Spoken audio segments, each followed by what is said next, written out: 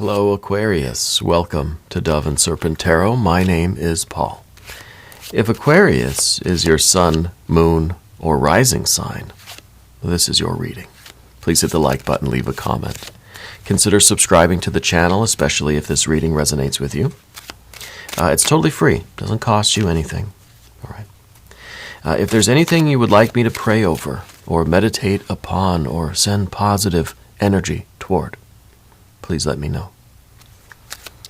Now, this is going to be a general reading, so try to be open and receptive to whatever may come through during our time together. I am merely the messenger, and I ask you to connect directly with each of these cards and use your own intuition to take you beyond the details that I might provide. And remember, Aquarius, that the most important part of any tarot reading is you. And we see a Knight of Swords to begin. Okay. Well, we're going to put this into some context, right? This could be another person. Could be an air sign person. It could be you're feeling rather passionate about something and you're ready to tell the world, right? Three of Pentacles, a Four of Wands, a Princess of Pentacles, the Art or Temperance card, the Six of Swords, and the Princess of Wands, the Hermit, Lust or Strength, and, the Magus, the Magician, Mercury, Trickster, Juggler. Very interesting. I like the majors that we've got here today. Let's select the mystery card, bonus card, confirmation card. This is one random card from the Smith-Waite Tarot that we are just going to set aside here. We're going to put Tiny Bob Ross right there on top. And we're not going to look at that card until the very end, but it will tie everything together. It will give us the confirmation that we need at the end of the reading. Okay. If at any point during the reading you feel like you might know what that card is, I want you to put your prediction down in the comments. Let's do it together. Let's make it a group exercise in intuition. All right? I think it'll be fun. All right, let's look around the room here. We've got major, major, major, major. We've got fire. We don't have any water. We got some air, we got some earth. All right. So I feel like there is this positive passion, right? It's not the emotional water, but it's a fiery passion, right? Because the Knight of Swords is fire of air. This is really, we're fired up about something and we want to tell the world. Right? We just can't wait to share our news, to share our plans. And I think what we're doing is trying to, we've got the Three of Pentacles here. I kind of feel like we're trying to gather other people together. We're trying to form a group here. We're trying to get some like minds functioning together. Trying to get some cooperation. So the Knight of Swords, like I said, this is fire of air. And it's all about communication. So I think you're someone that really, when you get fired up about something, when you get interested and passionate about something, you're the type of person that you've got this electricity to you almost, you just come in like a storm, like a whirlwind of enthusiasm and excitement. I think people really are drawn to you. People can't help but get fired up too. Like maybe you're like a motivational speaker, But it feels that way when you communicate. It feels that, but you have to be fired up about it. You have to be enthusiastic. You have to be charismatic. We got that with the Magician here at the end. Now, a good magician, a good performer, has to be charismatic, right? They have to be someone that that people want to listen to, that people are kind of captivated by. But in order for you to have that kind of enthusiasm, that kind of charisma, you've got to have the inspiration, And I think 2024, this is a prediction for the new year, moving into the new year. I think 6 months from now, you're going to find yourself perhaps on stage giving a presentation about this. It's very interesting that we see things kind of beginning right now. This is the beginning of the work. The Three of Pentacles, they're starting to put things together. The focus right now is to hold on to this inspiration and start putting together all the pieces that you need. The different people, start setting up start planning for this thing. Start getting all the resources together. Start building the team. Start putting the team together, right? The dream team. And I think in 6 months you'll find yourself in that magician position, right? We all like the magician position. And it's going to be a way for you, because right now I think this is still an idea. See, we have this in the kind of recent past here. And this is the Princess of Pentacles. I think this is the raw material. This is like, it's a rough idea. It is just like, you ordered everything from Amazon or from IKEA or whatever, and it's just sitting in pieces on your floor. We've got to put it together before we can use it, before this thing can function the way it's meant to, right? So right now, everything is kind of just an idea form. Everything's in a raw state. You have the ingredients, or another analogy was, this is the supermarket, right? And you're hungry, right? You're ready. You're fired up. You're ready to start cooking. We got to go to the grocery store first, and you have to start figuring out what kind of things you want. How are you going to put this together? We got to get organized. The Three of Pentacles is understanding the process of creation on the physical plane. You know how to cook. We got to pick the ingredients. We got to figure out what we want to do. And I think it's kind of a gradual, the more you wander around the store, you get more inspired, right? You see the fresh produce. You see you see all the fruits and the vegetables. You see the whole wall of grains and beans and all this kind of stuff. And the spices, right? They have just spices as far as the eye can see.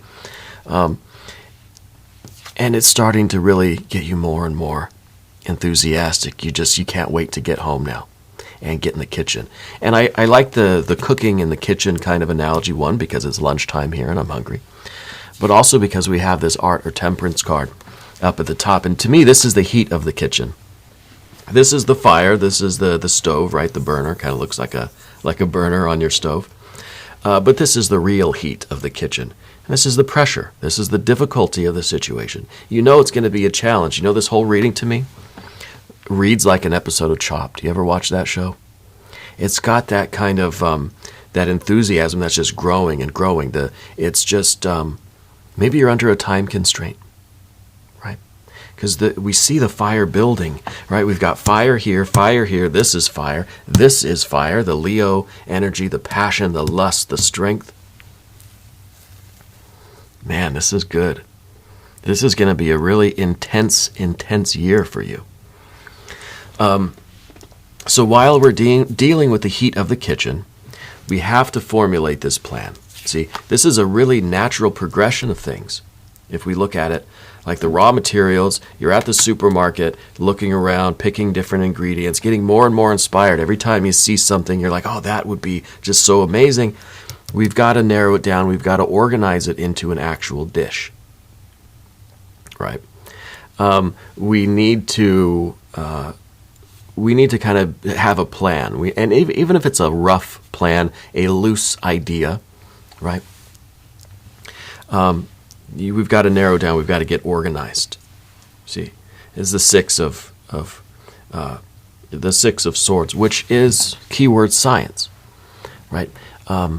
You've got the passion, you've got the creativity. We need the organization, right? We need the left brain too, so to speak, because any great idea is only as good as its execution. You're only as good as your last dish, right? You've heard that phrase before. So the proof of the idea is in the execution of it, is in the kind of, the final result of it. But we're going to need a plan. We're going to need to write things down, get organized. You ever watch those shows? Top Chef is another one. They're always writing down their ideas. They're always sketching out their designs, taking notes. They don't want to lose all this stuff, all the thoughts in our head, all the great... Do you ever stop to think about how many great ideas you've had that are lost?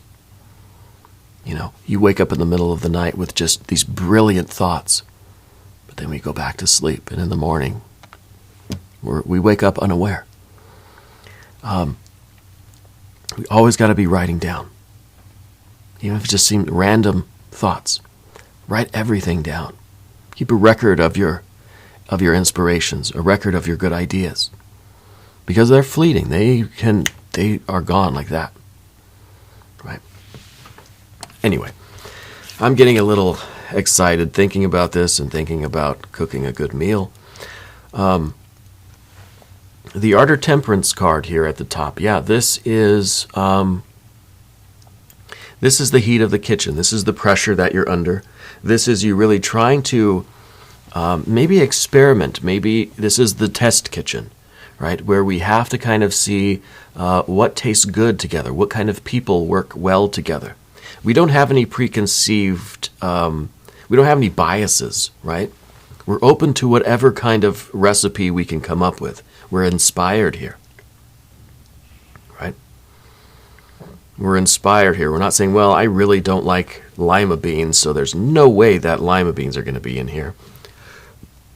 And also, this is the idea of two things that usually don't go together can sometimes be the most magical thing,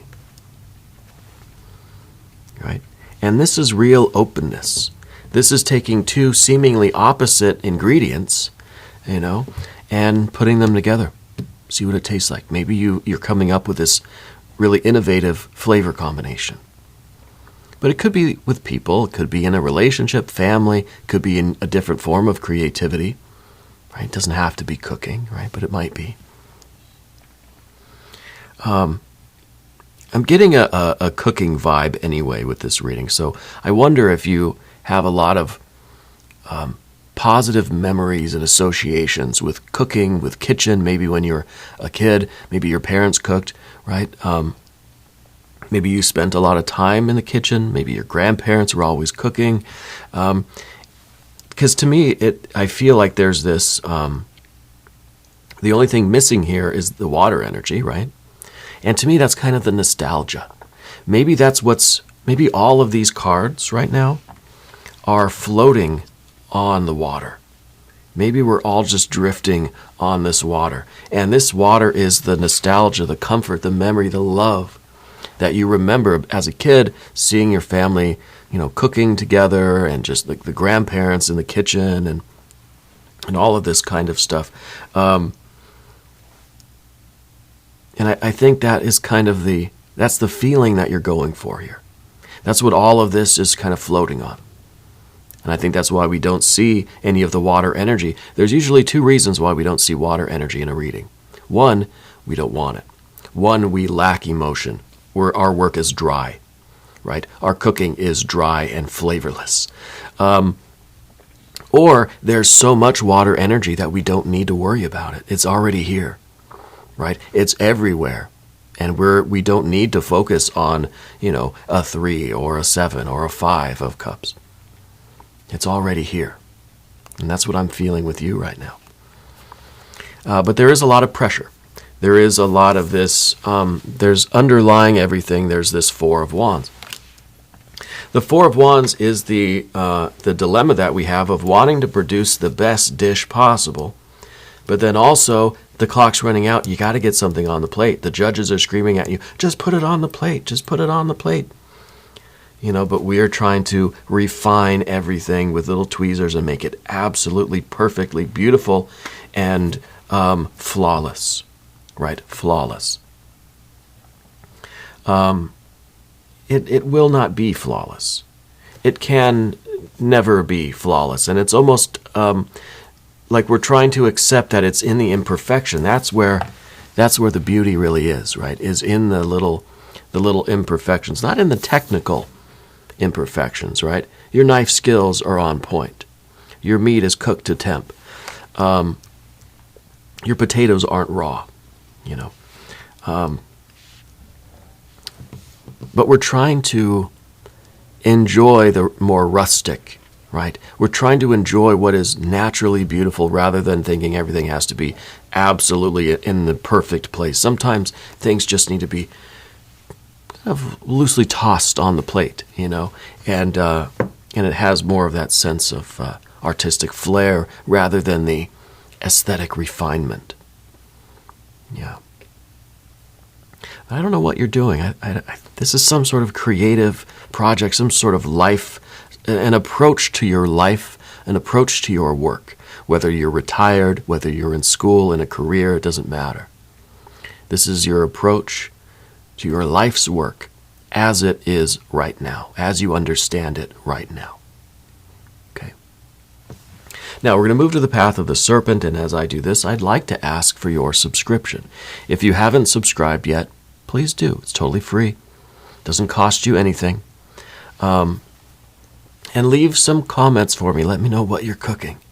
In fact, let me know what you're literally cooking. If you're doing any kind of special holiday meal, or anything, for the end of the year kind of thing, a celebration, Saturnalia, Christmas, or any of these holidays, let me know what you're up to.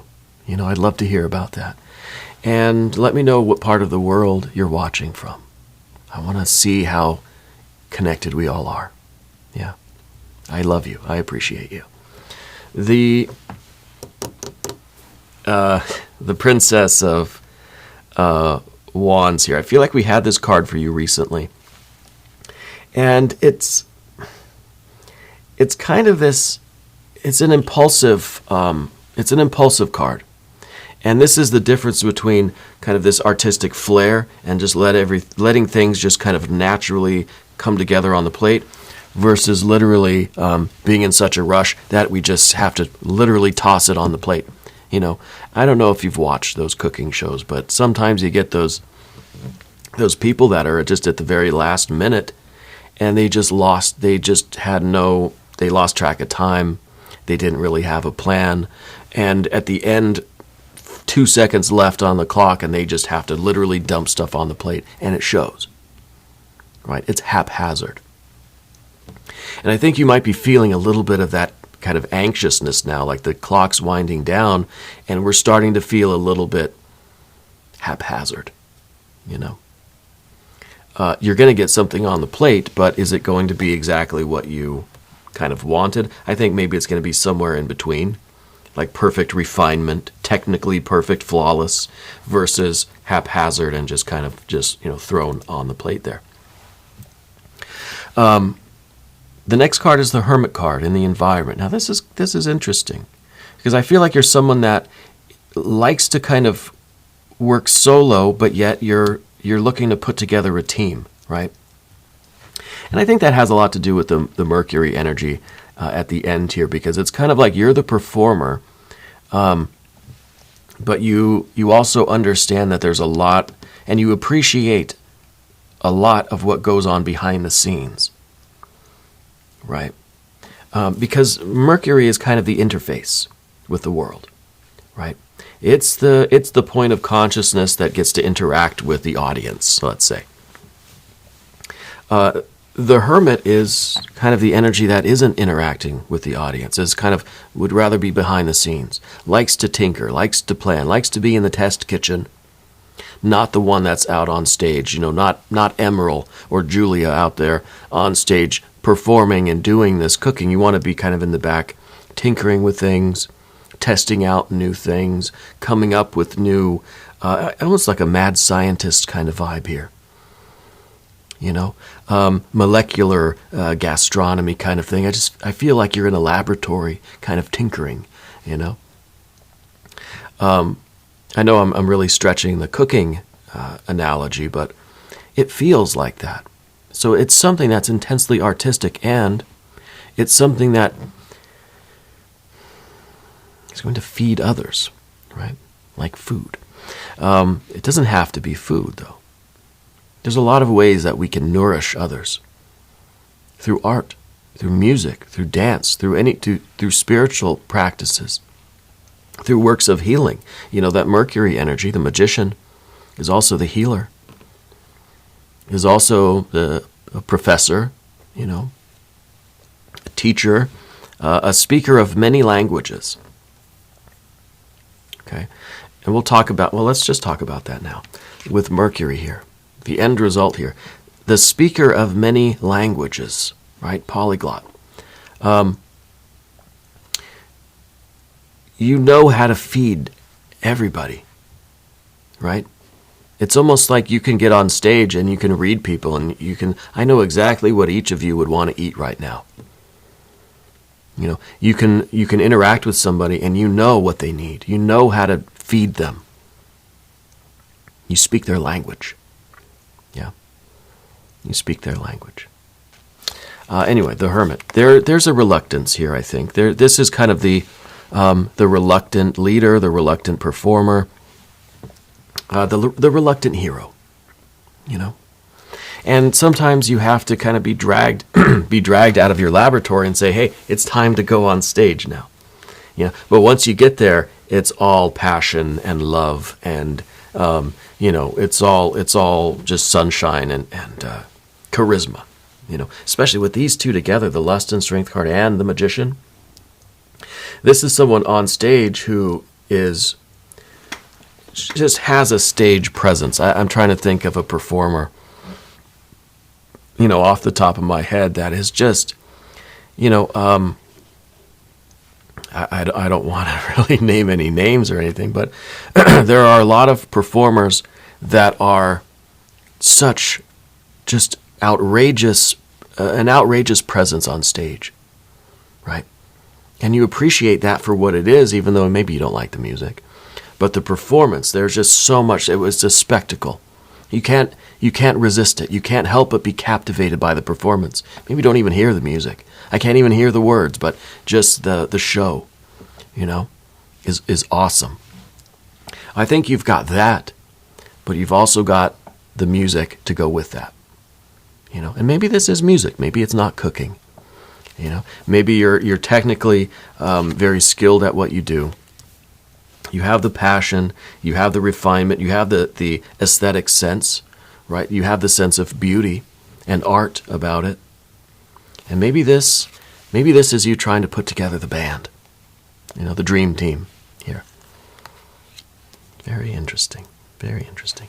The Lust or Strength card, this is in the position of the difficulty. I think sometimes discipline is a difficult thing.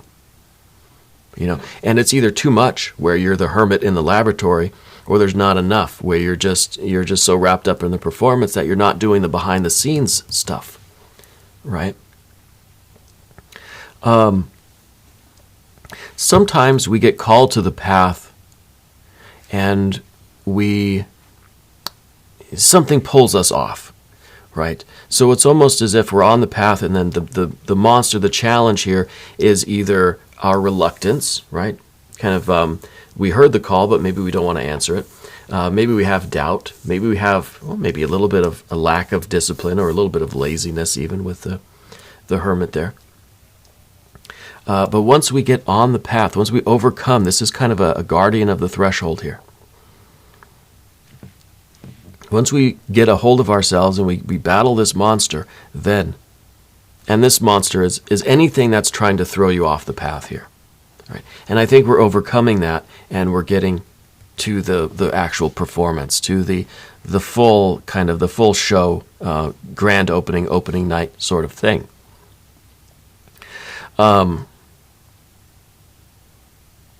Yeah, this is really nice. It's something very artistic with you.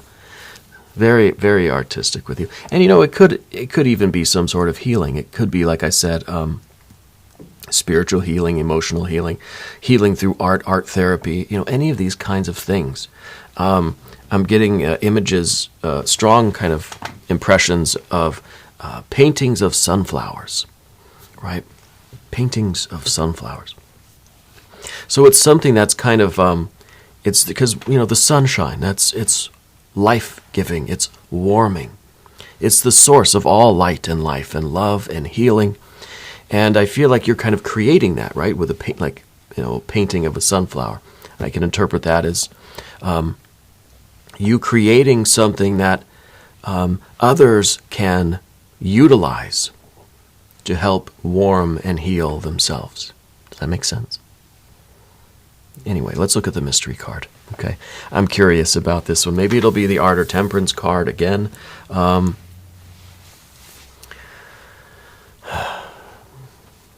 I think also some of you might be feeling some issues in the chest, right? Some kind of a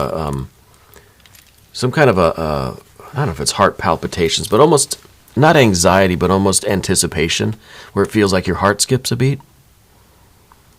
I think someone out there has got something going on with the chest. This isn't a medical reading, but if that's you, consult your physician, obviously.